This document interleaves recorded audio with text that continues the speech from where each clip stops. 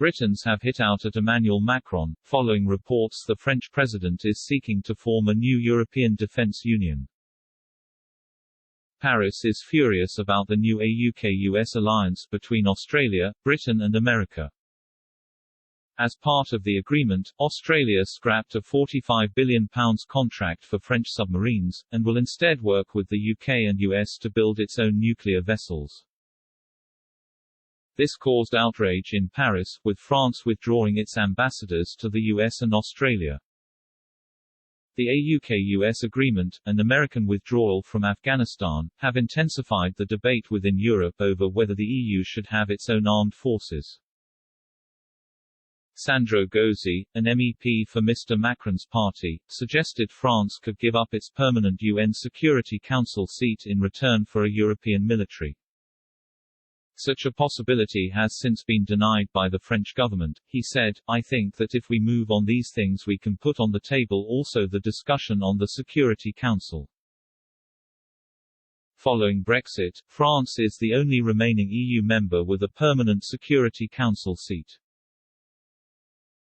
The other members are the US, UK, Russia and China. However, Express.co.uk readers hit out at Mr. Macron, suggesting he could lose his position in next year's French presidential elections. Bigel Mackay wrote, "People should realize just how vulnerable Macron is to any candidate who can mount a credible challenge.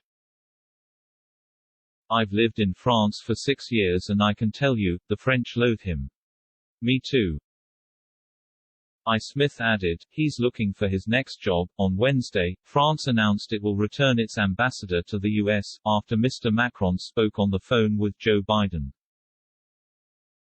The two leaders issued a joint statement, agreeing France should have been better consulted about the AUKUS alliance. It said, the two leaders agreed that the situation would have benefited from open consultations among allies on matters of strategic interest to France and our European partners. President Biden conveyed his ongoing commitment in that regard. The two leaders have decided to open a process of in-depth consultations